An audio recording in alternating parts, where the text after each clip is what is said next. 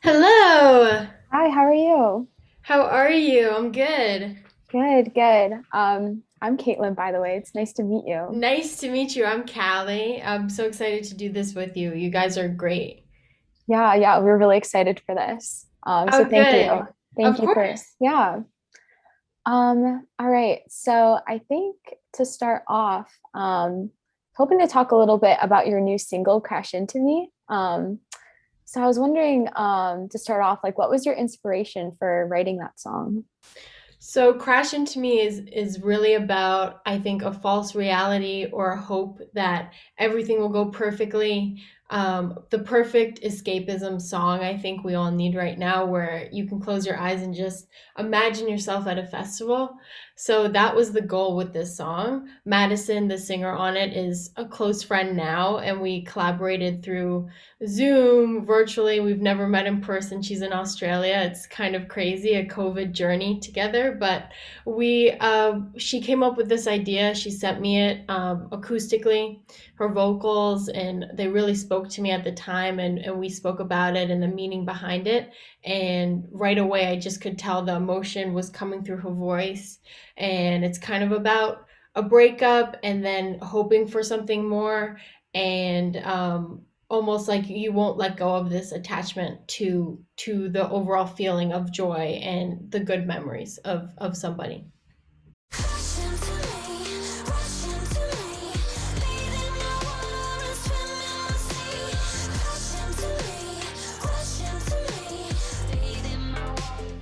Yeah, wow, that's awesome. Yeah, Um, thank you. Yeah, so like you mentioned, you collaborated with Madison Daniel. Could you speak a little bit more on like what that was like, especially since like you were saying like she was on the other side of the world?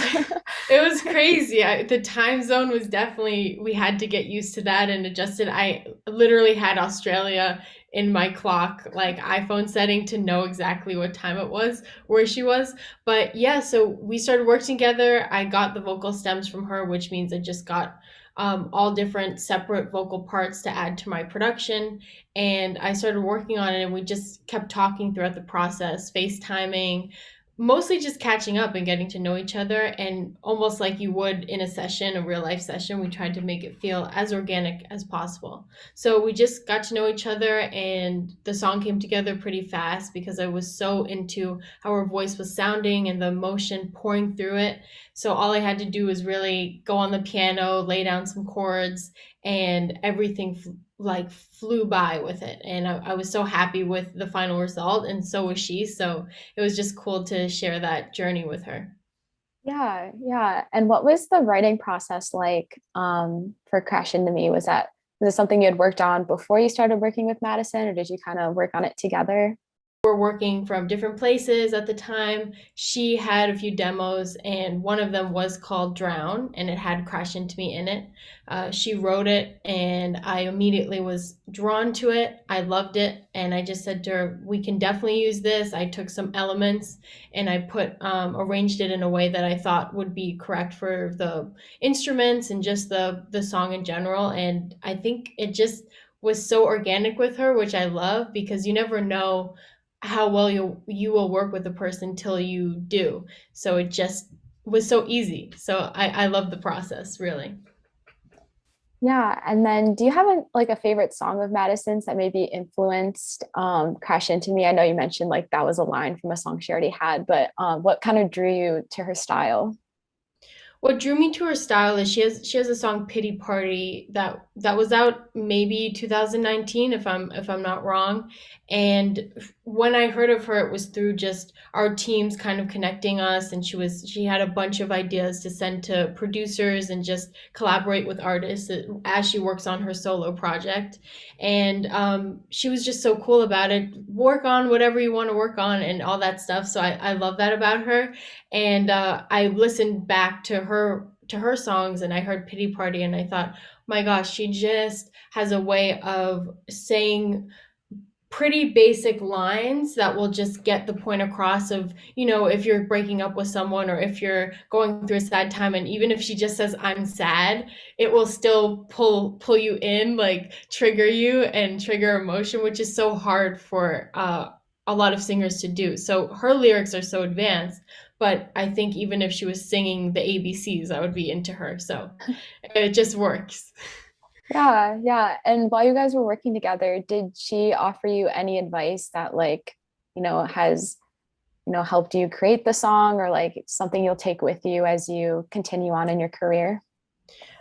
I think that's a great question. I think she was just super supportive of me taking it and making it my own, which really helped the production process because I was worried if she wanted a certain line in or not, and if she was okay with even it was first called Drown. So I said to her, "Can we name it Crash Into Me?" Because I thought the line was so genius that at this point, I read an article recently that was about the record, and they were just saying, crash into me. You want someone to crash into you after this whole pandemic, and because you've been so like in your homes and alone, so I think it makes so much sense in so many different ways. So yeah, she just offered advice like, do whatever you want to do, Callie, and I trust your process. And she would listen to a few parts that I had, and she offered some help with the mix or listening to how it sounded final.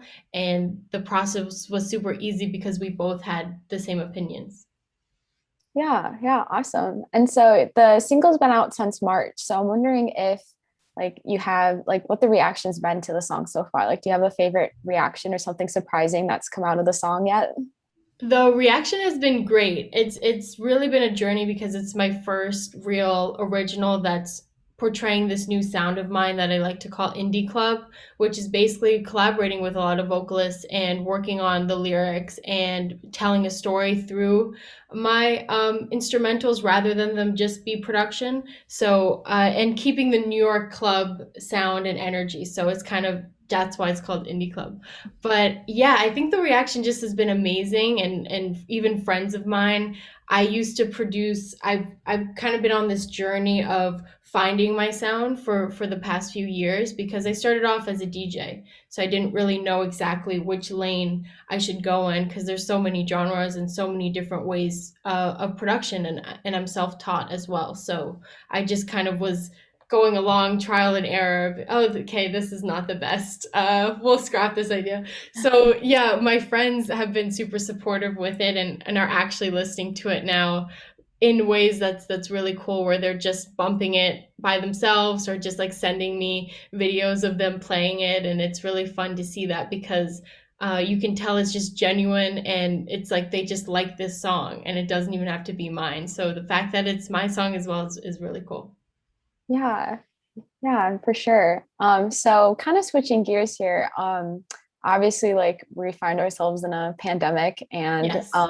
it's a really hard time for musicians. And I saw that you used to play a lot of festivals and live shows, and so wondering like now that those have kind of been taken away, like how have you been keeping busy during the pandemic? It's such a switch because right before the pandemic really hit New York, at least where I'm based, and I was playing my last few shows, which was 4 nights in Brooklyn with Dead Mouse, and that was right in February. So it was about a month before all of this happened, and that's 7,000 something crazy people a night. So to go from that to zero people was a very weird transition, and I thrive off of live performing. I love it. I love traveling. I love meeting new people. I love watching shows. I love just going to a music show. It's a thing me and my friends always do anyway, outside of performing. So it was definitely a weird shift in gears. But what helped me, I think, is having those shows right before it hit, where I was like, at least I'm so lucky I got to play those shows. And so I was really thankful and found myself being really just nostalgic about everything, and there was ups and downs emotionally, but I think it also the good thing that came out of it is that I got to sit with myself and really focus on my production and try to find the motivation to know that okay, if everyone stays safe, we can get back to a new normal or whatever, but hopefully live shows soon, which is looking pretty good, crossing fingers. So that was the motivation behind it, and I have equipment here, so I've always had my DJ equipment here. kept practicing, doing some live streams, connecting with other audiences during this time, and just trying to stay as busy as possible. But everyone has their days, and I know that it's okay to not be productive at all as well, and just focus on yourself and not really compare or anything like that. Yeah, yeah. Fingers crossed, like you were saying, that we get back to live shows soon because I, Yes, I definitely miss them too. So me too. Oh my yeah, gosh. yeah, for sure. So like kind of like in a similar vein, how have you been keeping connected with your fans during the pandemic now that, you're not getting that in-person interaction anymore? It's definitely been weird because I'm so used to meeting a lot of new music fans or people that haven't heard my set before come to a festival and just stumble upon my stage I'm playing and be like, "Oh my gosh, who are you?" And that's kind of how you connect with people. So it's been very a different shift, and thankfully we have all these platforms like Instagram, Twitch, and all that. And I just have really leaned in on that and tried to be as engaging as possible and real, and have conversations with some friends on Instagram Live that are musicians or people that have worked with me. And like Madison, we did a little live together explaining the song, how we met, and everything. And I think that helps kind of get the audience to know who you are, and promote almost your music in that sense, but not make it not organic. So it's just kind of like a conversation. And I think people have been digging that and getting to know me a bit more than even me just playing a show and saying hi to them. So I've been trying to get more personal online and showcase that side, and doing some live streams on Twitch, which have been really fun. I've been taking over Sophie Tucker's channel, which are the best. I love them, and a few other things. So it's been pretty good. It's been fun. Awesome. Yeah. And so I'm sure like there's a lot of new artists who want to get into like electronic music and they don't really know how. So I'm wondering if you have any advice for those people, like based on your experience, what's worked? And yeah, how did you get this platform that you have now? I'm really thankful because it's definitely taken a minute. I've been practicing. I started DJing, learning how to DJ at 12. So it took 3 years to even me build up the confidence to play a show or to approach a promoter and be like, I want to play a show in New York at 15 is very weird, but that's how I did it. I think it's all about making sure you put in the work, practice, do not rush yourself. There's trial and error, which is always good. I think being self-taught is really unique because you're learning in a way that's only yours. And I think it's almost a really good way to approach anything when you're not sure if you want to do it yet. You don't want to go to a school for it. You don't want to invest in too much yet. There's YouTube right now. So I think the easiest way for people to learn is to really look it up, try, and then fail, and then try, and then fail, and then you'll something will finally stick, I think. And I don't think there's any time limit, any age, that you should be, oh, by this age I want to be doing this. There's good points in your life to have goals and achievements that you want to achieve, but I don't think you should be putting extreme pressure or kind of just comparing yourself to others, because that's where you go backwards in time, I think, with your music and with your goals in life. So just keep trying.